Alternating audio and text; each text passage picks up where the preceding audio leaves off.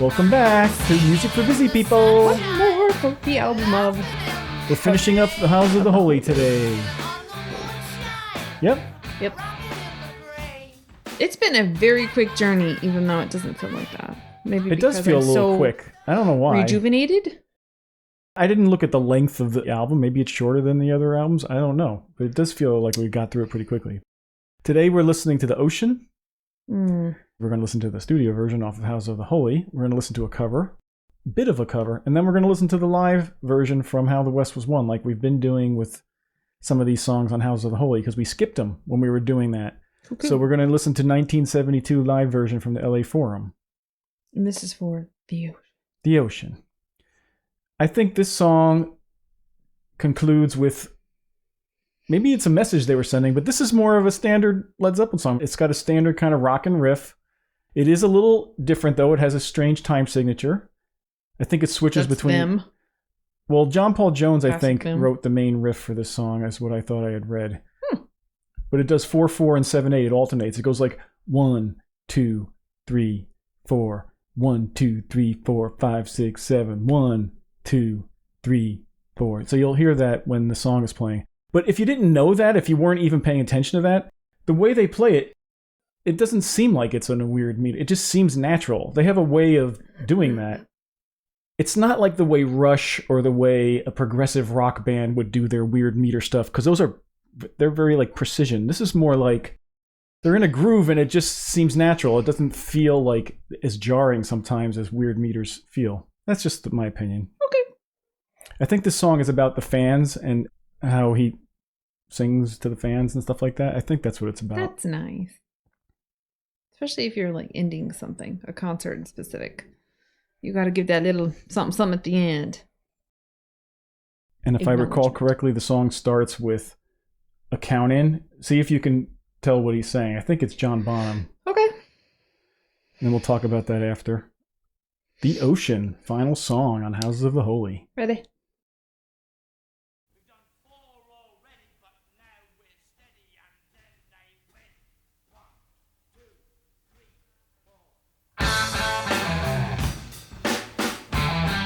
I did not know this one was The Ocean.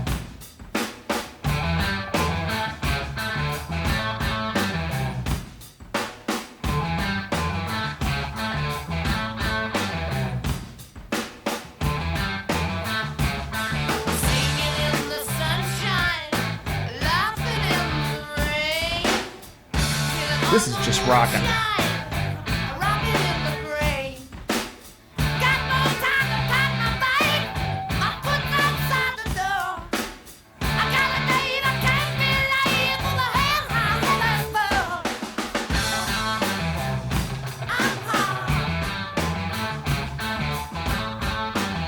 Familiar Zeppelin territory. I love it.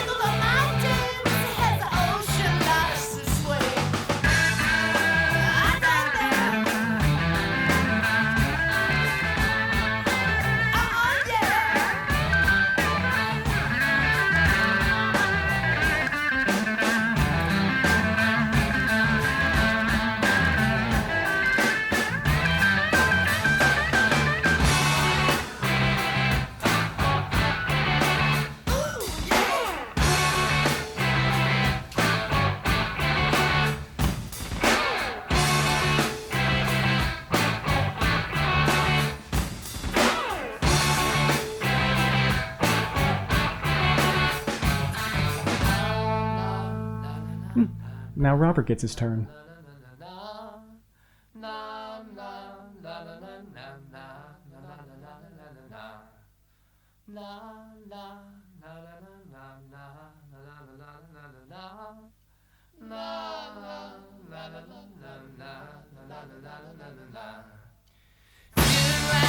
Singing songs till the night turns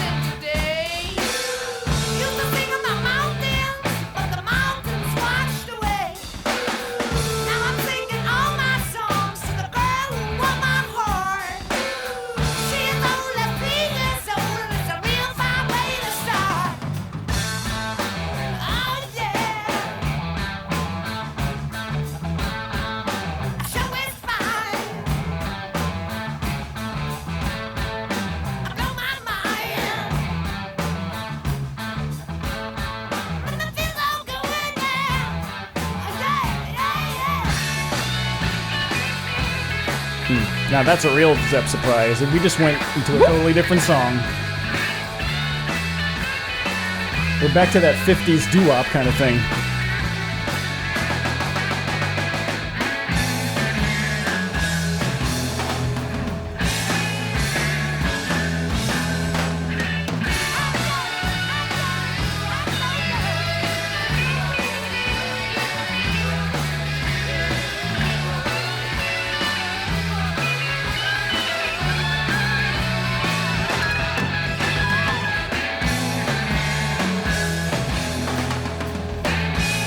They sound like they're having fun.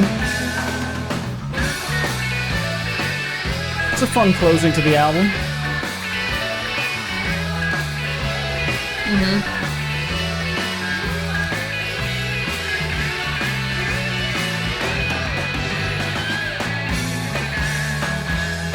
Oh, it's so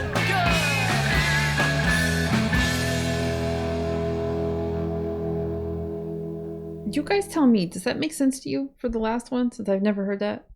As the last song? Yeah. I was just saying, I thought it did. Like, that fun ending was a good way to end the album, I thought. Yeah, it's fine. But putting that as the last song was kind of interesting, because that might be their most typical Led Zeppelin-y song from what we've heard of Led Zeppelin before this album.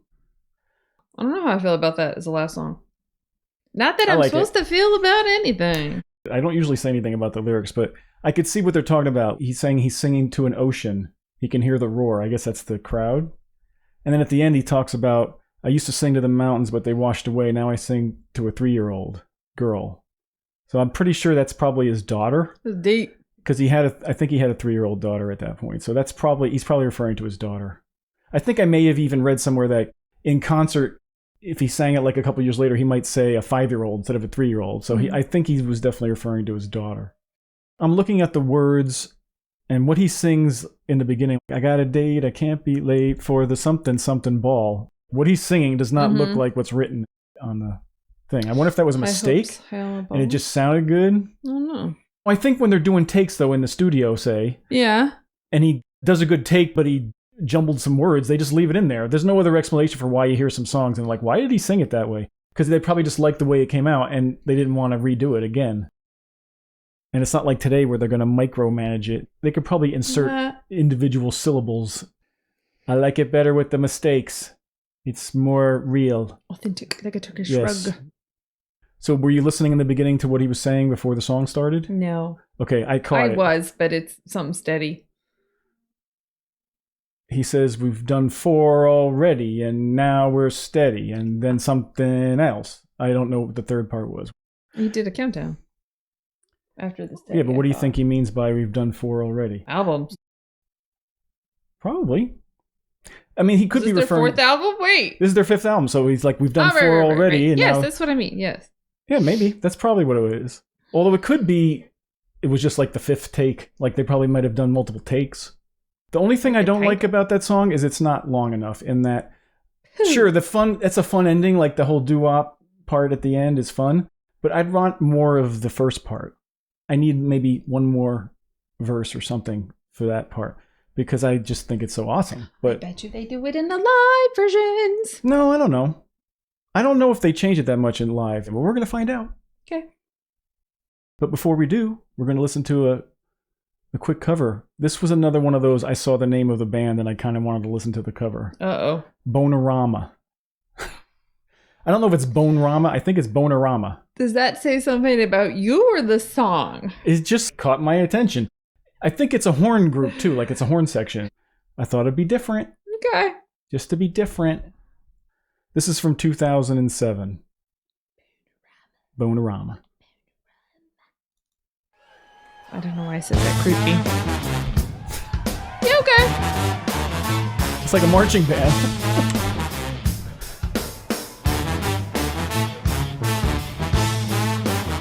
I mean, they're grooving a little better than a marching band would, but that's the first thing I thought of.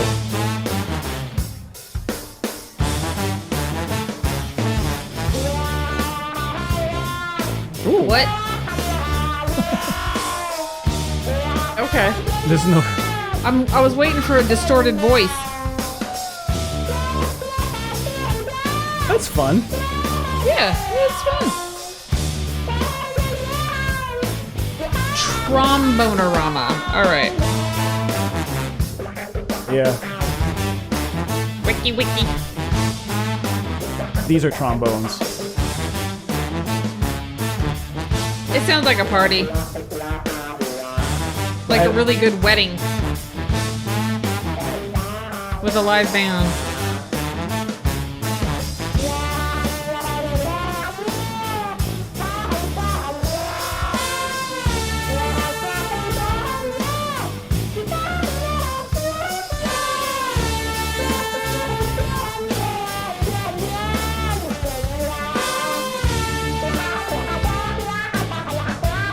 It's kind of funky. Yeah, okay. All right, there's a proper guitar now.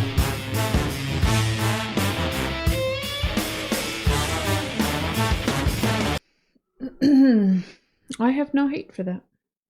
No, because it's not a competition. It's just, if you were listening to a band like that, that's a fun song for them to play. I somehow saw just all sorts of dance compilations. You know, like when grandmas take their shoes off and they're slipping around on the dance floor with their stockings. They're making moves. That's what I saw. I'm not personally familiar with that, but I know what you're talking about. Now we're going to listen to From the How the West Was Won, 1972, from the LA Forum, a live version of The Ocean. Okay.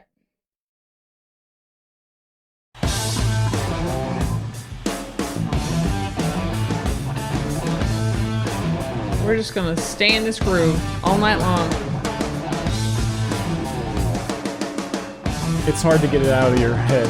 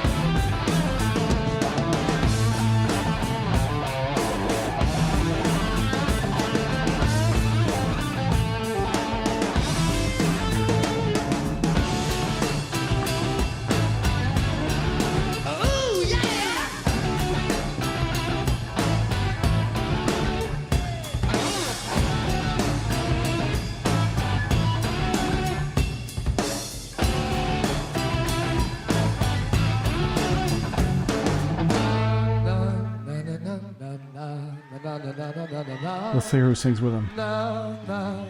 Nobody.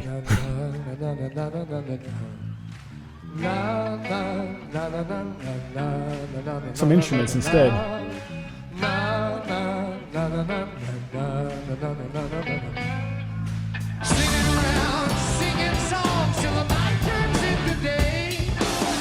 And that comes in, it's just awesome and chill inducing.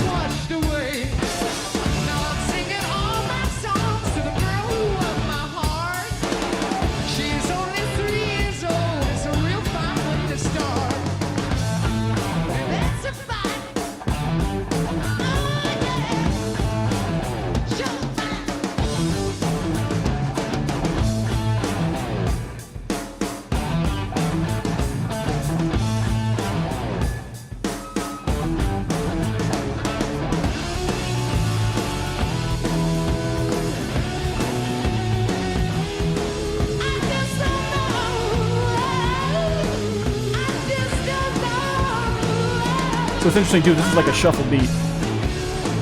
So it did change meter again.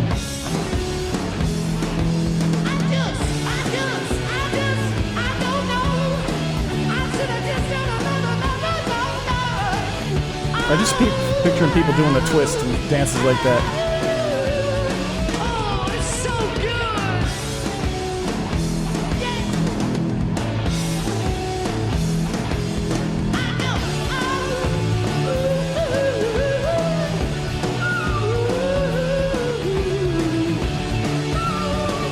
They don't feel like singing backup though.